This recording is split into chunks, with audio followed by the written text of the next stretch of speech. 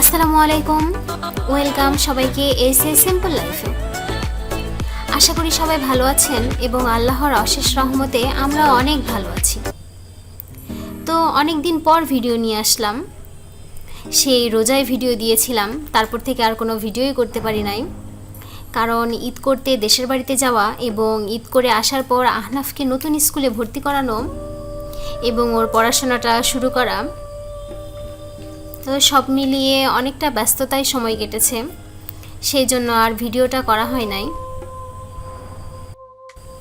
তো যাই হোক, আহনাফ আজকে অনেক বায়না করছিল যে পিৎজা খাবে, আর পিৎজা বানানোর জন্য আমি এখানে এই ছোটো গ্লাসের অর্ধেকটা পানি নিয়েছি। পানিটা হালকা একটু গরম নিয়েছি, বেশি না, একেবারেই হালকা। আর এখানে আমি 1 চামচ চিনি দিয়ে দিব। চিনিটা একটু ভালো করে মিশানোর পর 1 চামচ ইস্ট দিয়ে দিব আমি এখানে, দিয়ে এটা কিছুক্ষণের জন্য রেখে দেব।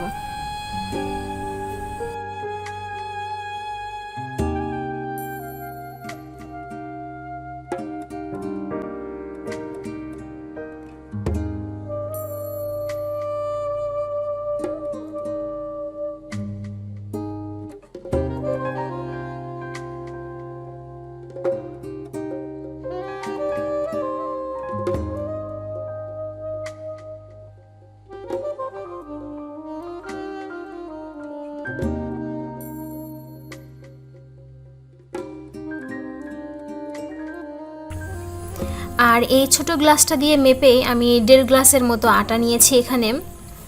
আর এতে এখন দিয়ে দিব সামান্য একটু লবণ, আর তার সাথে দিয়ে দিব 1 চামচের মতো সয়াবিন তেল। এখানে আপনারা ইচ্ছে করলে বাটার বা অলিভ অয়েলও ব্যবহার করতে পারেন, কিন্তু আমার কাছে বাটার বা অলিভ অয়েল ছিল না, সেই জন্য আমি সয়াবিন তেলটাই দিয়েছি।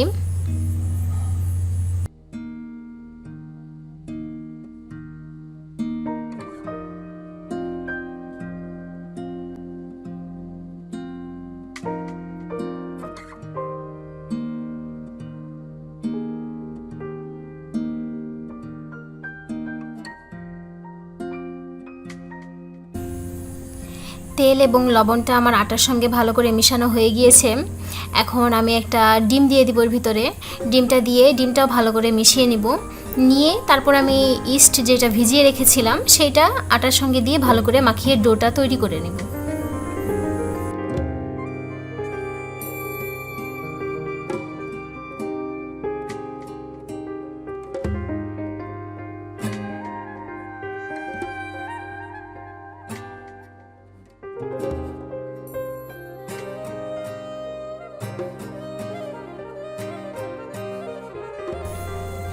আর ইস্ট অনেক সুন্দরভাবে ফুলে গিয়েছে। এটা এখন আমি আটার সঙ্গে দিয়ে ভালো করে মাখিয়ে নিব।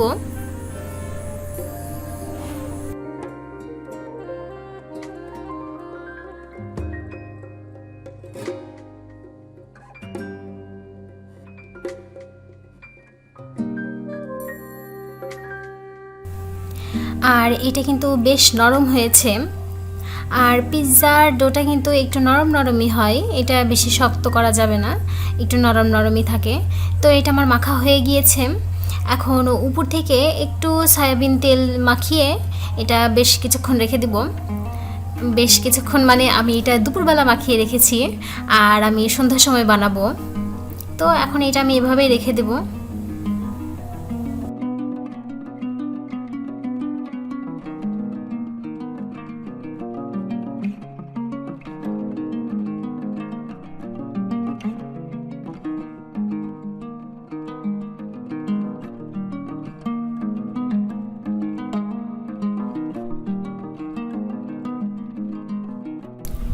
আর পিৎজার সাথে আমি একটু নিমকিও বানিয়ে রাখবো, সেই জন্য আমি নিমকির আটাটাও মাখিয়ে রেখেছিলাম, কিন্তু সেই ভিডিওটা আমার নেওয়া হয়নি। তো যাই হোক, আমি বলে দিচ্ছি। এখানে আমি 3 কাপ আটা নিয়েছি, আর সাথে 1 কাপ চিনি, আর সামান্য পরিমাণ লবণ, আর অল্প একটু কালো জিরা তেল দিয়ে ভালো করে মাখিয়ে তারপর নর্মাল পানি দিয়ে ডোটা তৈরি করেছি।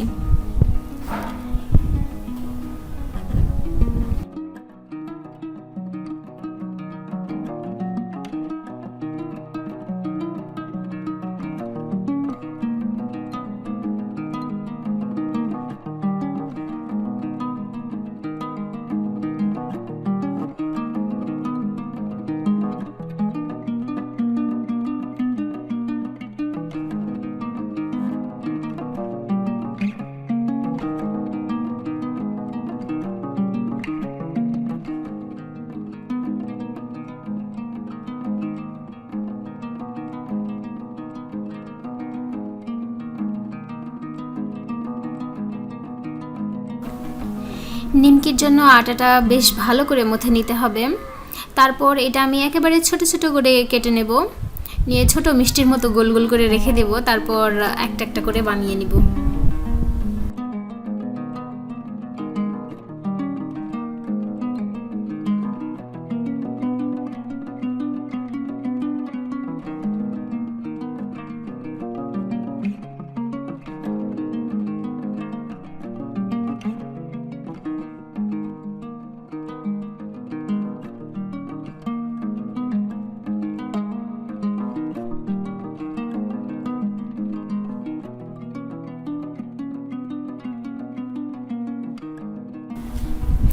আর নিমকিটা বানানো আগে ছোট্ট ছোট্ট রুটির মতো করে বানিয়ে নিতে হয়। আর এই ছোট রুটির মতো এটা যত পাতলা হবে নিমকিটা কিন্তু ততটাই ক্রিস্পি হবে এবং ভালো লাগবে খেতে। তো চেষ্টা করবেন যতটা পাতলা করা যায়।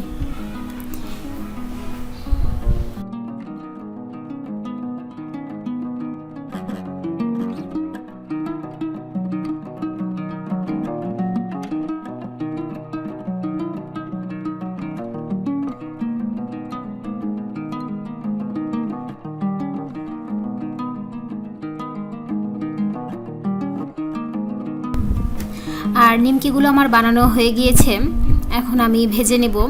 নিমকিগুলো একেবারে ডুবো তেলে ভাজতে হবে। আমি বেশ অনেকগুলো নিমকি বানিয়েছি আর অর্ধেকটা আমার ভাজা হয়ে গিয়েছে, সেজন্য তেলগুলো অনেক কমে গিয়েছে। এটা কিন্তু ডুবো তেলে ভাজতে হয়, তাছাড়া মচমচা হবে না।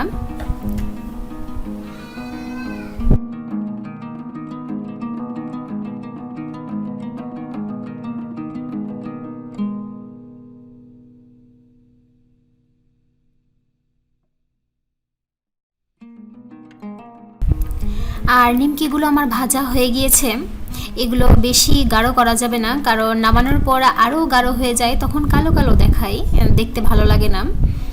সেই জন্য এটা হালকা কালার থাকতেই নামিয়ে নিতে হবে, কারণ নামানোর পর এটা আর একটু কালার চেঞ্জ হবে, তখন ভালো লাগবে দেখতে। আর এই তো আমার সবগুলো নিমকি রেডি। এখন এটা পটে করে রেখে দেব। বেশ 1-1.5 মাসের মতো ভালো থাকে এবং খাওয়া যায়। আর নামানোর সাথে সাথেই কিন্তু এটা একেবারেই মচমচা হয় না, একটু নরম থাকে। তারপর একটু ঠান্ডা হওয়ার পর এটা মচমচা হয়, তখন বোঝা যায়। তো যাই হোক, আমার নিমকি বানানো শেষ। এখন আমি পিৎজাটা বানিয়ে নিব। আর এই তো দুপুরে যে পিৎজার ডোটা আমি বানিয়ে রেখেছিলাম, সেটা এখন এরকম হয়ে গিয়েছে।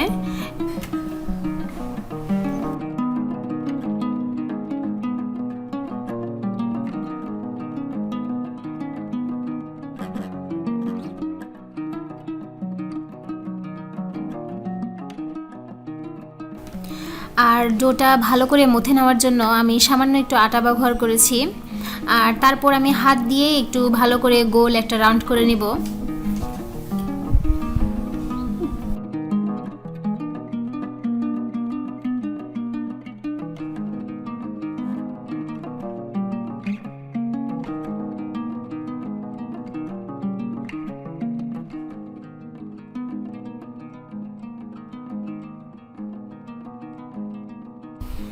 আর পিৎজা ট্রেটা আমি একটু আটা দিয়ে মুছে নেব, যাতে পিৎজাটা দেওয়ার পর লেগে না যায়। সেজন্য একটু আটা দিয়ে ভালো করে এটা মুছে নিতে হবে।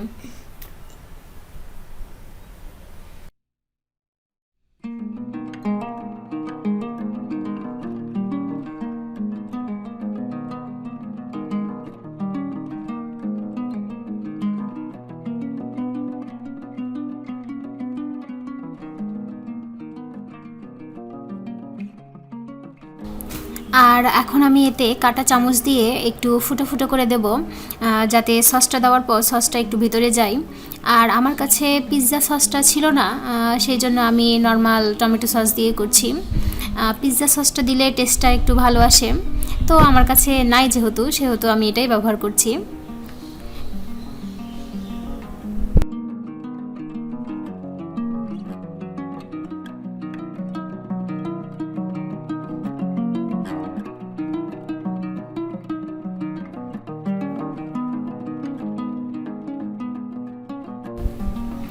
আর সসগুলো এখন আমি হাত দিয়ে ভালো করে চারিদিকে বিছিয়ে দিব, যাতে সব জায়গায় যায়। আর পিৎজাটা যখন আমি বানাচ্ছিলাম তখন আহনাফ এসে বারবার বলছিল যে পিৎজাটা কি হয়েছে, কারণ ছোট মানুষদের পিৎজার প্রতি কেমন জানি আকর্ষণটা একটু বেশিই থাকে। আর বাহির থেকে কিনে নিয়ে আসা পিৎজার থেকে বাসায় তৈরি করা পিৎজাটা কিন্তু একটু বেশি হেলদি হয়। আর যে একেবারে খুবই বেশি উপকরণ দিয়ে পিৎজা বানাতে হবে তাও কিন্তু না, আমাদের বাসায় থাকা ঘরে থাকা কয়েকটা উপকরণ দিয়েও কিন্তু পিৎজা বানানো যায় এবং অনেক ভালোও লাগে খেতে। আর ওভেনে যে লাগবে পিৎজা বানাতে তাও না, চুলাতেও কিন্তু অনেক সুন্দর পিৎজা বানানো যায়। তো আমরা চাইলেই কিন্তু মাঝে মধ্যে ওদেরকে একটু পিৎজা বানিয়ে খাওয়াতে পারি।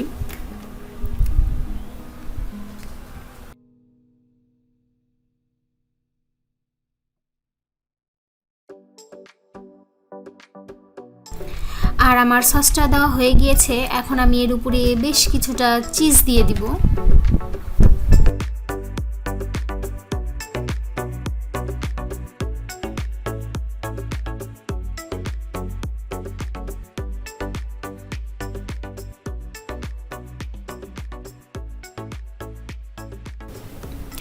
চিজ দেওয়া হয়ে গিয়েছে, এখন আমি এতে টমেটো আর ক্যাপসিকাম দিয়ে একটু সুন্দর করে সাজিয়ে নিব।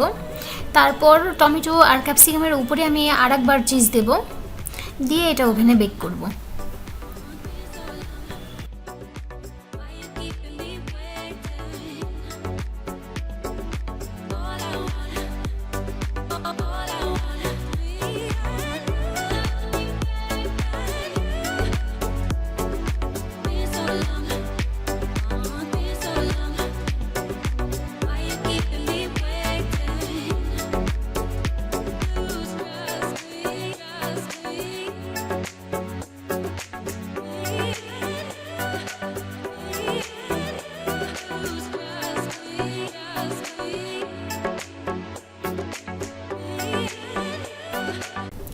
টমেটো এবং ক্যাপসিকাম দেওয়া হয়ে গিয়েছে, আমি এতে আর কিছুই দিলাম না। এতে চিকেনও দেওয়া যায় এবং আরও অনেক সবজি দেওয়া যায়, ভুট্টা, পেঁয়াজ অনেক কিছুই দিতে পারেন ইচ্ছে মতো। তো আমার কাছে মনে হয় পিৎজাটা খাওয়ার থেকে দেখতে অনেক বেশি সুন্দর লাগে এবং এটা অনেক সুন্দর লাগছে। আর আমার ওভেনে পিৎজা অপশানটাই ছিল, তো আমি সেটাতেই শুধু ক্লিক করেছি।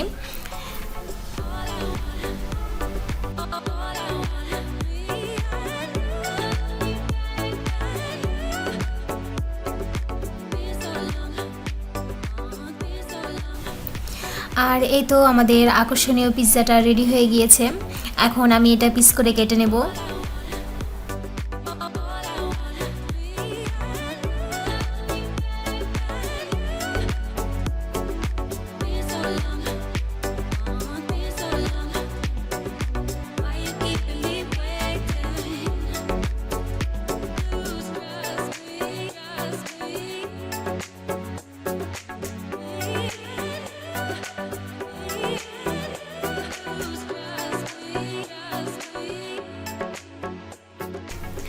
অল্প উপকরণ দিয়েও পিৎজা যে অনেক মজা হতে পারে সেটা আপনারা আহনাফকে দেখেই বুঝতে পারছেন যে ও কতটা মজা করে খাচ্ছে এবং পড়াশোনা তো ভুলেই গিয়েছে, বই খাতা সব একপাশে রেখে দিয়েছে, পিৎজা খাওয়াতে অনেক ব্যস্ত আছে।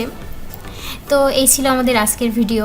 আপনাদের যদি একটু ভালো লেগে থাকে তাহলে আমার চ্যানেলটা সাবস্ক্রাইব করবেন এবং একটি লাইক দিবেন এবং শেয়ার করবেন। তো আল্লাহ হাফেজ, ভালো থাকবেন সবাই।